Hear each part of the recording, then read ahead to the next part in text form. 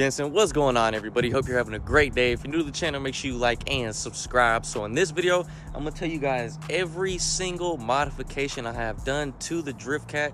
I get a ton of questions on the daily asking what I got done to this, suspension wise or motor work, whatever. So I'm gonna get super in-depth and detailed of all the modifications I have done and why I have them done. So let's get started. First off, we're gonna just start with the appearance mods and, you know, everything that's not stock or factory on the car. So if we come to the back, I have tinted tail lights. I have this a little bit more aggressive diffuser that's got these little fins on them. I have carve-in 5-inch muffler tips.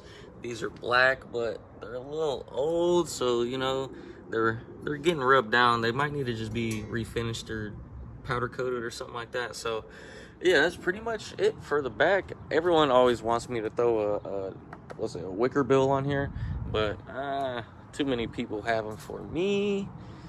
Coming up to the front, because this is a 2016, right?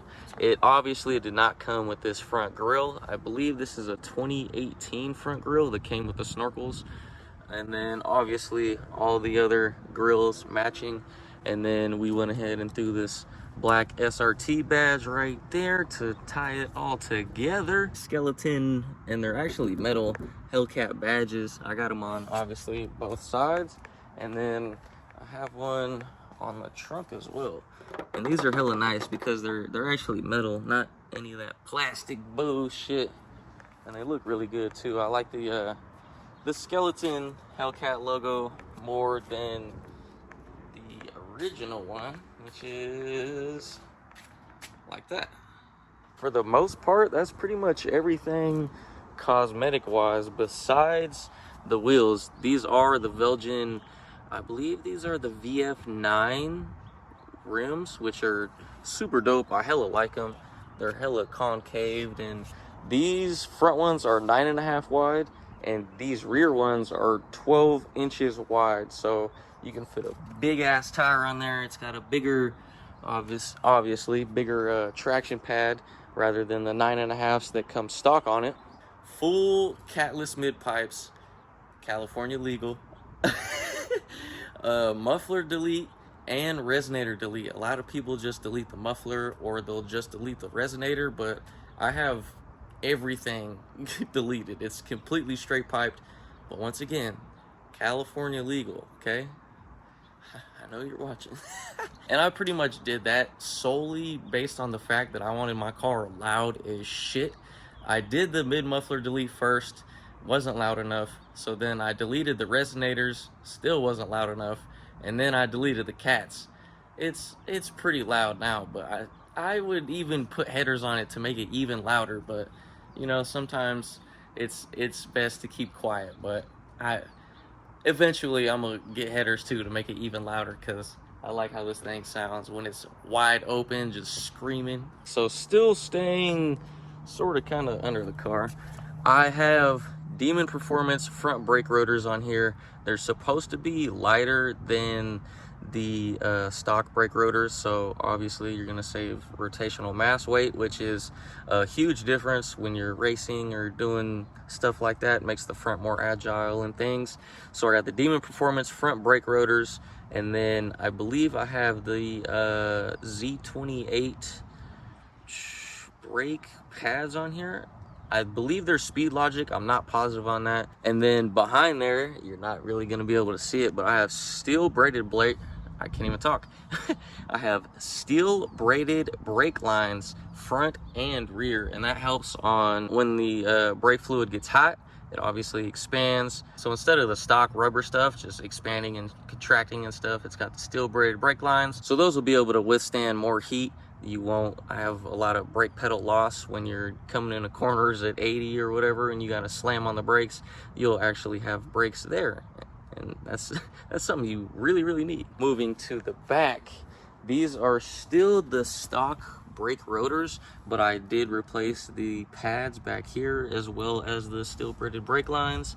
So parts back here that's original are the brake rotors, which is kind of crazy. Moving to the tire setup, I just got some cheap things for the front because you don't really you need traction in the front, but you know, it's not as important as the rear, obviously.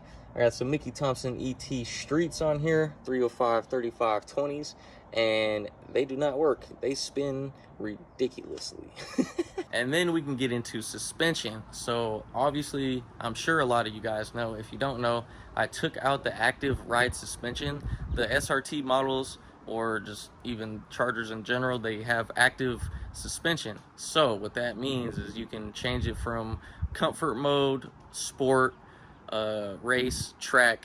Obviously in track mode it gets a lot stiffer, less body roll, so you can, you know, have a little bit more performance versus the comfort when you're on the freeway or whatever, just cruising. You want to be comfortable. It's going to be a lot less stiff, a lot softer, so it's a more comfortable ride, obviously. But for what I use this car for, I don't really need all those options. I like to be in pretty much race mode or track mode the entire time, which is why I got BC Racing coilovers for this thing. They're not the best coilovers, but they're not the worst coilovers. There's a couple options that are a lot more expensive, like the K&W coilover setup, which is I think like almost $4,000 more. So I went with the BC Racing coilovers. So far I like them.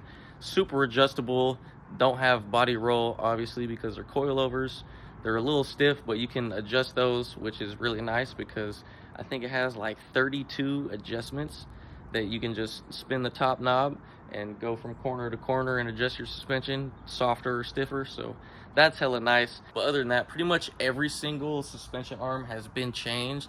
If it's not BMR, then what else do I have on here? If it's not BMR, then it's AAD Performance. AAD Performance is a really, really nice suspension company.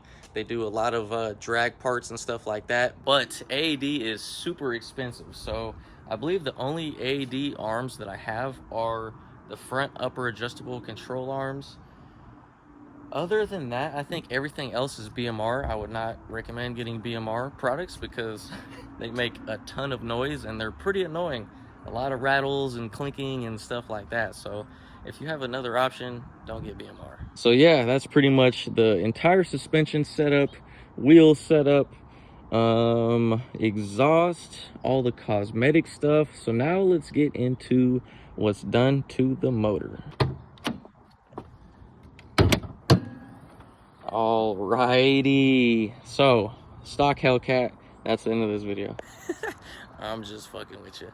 Anyway, so let's start this off. So obviously this is a fresh Hellcat motor and transmission, but there's a lot of goodies on here. Let's just start in the front. I'm not sure if you guys will be able to see in there, but there is an inner chiller in there. No, it's not an intercooler. That's completely different. This is an inner chiller. So what that does is pretty much uses your AC system to cool the motor. Obviously keep the IETs down. Supercharger nice and cool. Keep the intercooler cool. But yeah, so it's got the inner chiller. We have a it says right there 2.5 upper pulley. We have a B Woody tensioner, JLT catch can. So moving on to more of the performance shit. Obviously got a leg maker intake, nice carbon fiber, looks really nice. It's carbon fiber, not carbon fiber. Carbon fiber is fake, just for the people that know, that's real. And then we got 105, I think that might be 108 actually, millimeter throttle body to a ported snout to a ported blower with billet race bearings. So it spins faster, obviously spins faster, more air, more power, more fun. And then 1200cc injectors. There's a 180 thermostat. So pretty much all of this is to make more power, more boost, more fun, obviously. There's not really any need for any of this, but just to have fun and go fast and smile. And then for the fuel system, we have a double pump fuel pump in here, as well as a booster pump. So this booster pump brings more ampage to your fuel pump, which obviously makes it work a lot more efficiently, puts out more fuel. all that good stuff. But yeah, that's pretty much it for the fuel system. In the future, I'm thinking about getting a triple pump, but that's if I want to do, you know, more power and go faster and all that stuff. But for now, this is making 1,000 horsepower to the wheels. It's tuned on E85 only, no 91. So this is a corn only car. Other than that, this thing is extremely fun. If you're looking to get a Hellcat, make sure you take it to Overkill Performance. Overkill Performance has done every single, yeah, I was gonna say pretty much, but it has done every single performance mod on this vehicle to make it go faster. City Alignment Concord has done every single suspension component to obviously alignment on the car ever since I've had it. So huge shout out to those two companies. Overkill Performance, one of my sponsors. City Alignment Concord, one of my sponsors as well. So they're pretty much the two companies or two shops that have touched this car the entire time I've had it, besides, like, you know, body shops and stuff like that, as well as SR Garage. As you guys know, SR Garage is another one of my sponsors, and I'm waiting on him to get back from Seattle to take care of this fucking thing, this giant ass scratch. He's in Seattle right now getting trained to put on PPF, which is really nice, because then he can PPF my car and I won't have to worry about people scratching my shit just like that. So come back, SR Garage, I need you. But yeah, once he gets back, I'll have him try and buff that out. If not, I'll take it to the body shop, get it fixed. But that's something I really don't want to do. I don't want to have to pay for that right now, but it happens. But that's pretty much every single modification that I have done to the Drift Cat. Yes, everything is California legal. So don't comment no stupid shit. But anyway, that's pretty much going to be the end of this video. Thank you guys for watching. I appreciate it. Make sure you like, subscribe, comment, share, hit the bell, thumbs up, all that stuff. Make sure you go over to the podcast channel, Hello Podcast. Go check out those. Subscribe to the channel. Tell us what you think about it. It's a complete different, like, side of YouTube than what we're used to doing. So we're trying to get used to it, but it's hella fun. We're having fun doing it. Shout out to everyone that's came on the podcast so far. Shout out to the Skunk Brothers for sponsoring the podcast. But yeah, make sure you guys go check that out, subscribe, and then go over to the Hello Behind the Scenes channel. Go subscribe to there, and we'll see you guys in the next video. Thank you for supporting. Appreciate you. Deuces.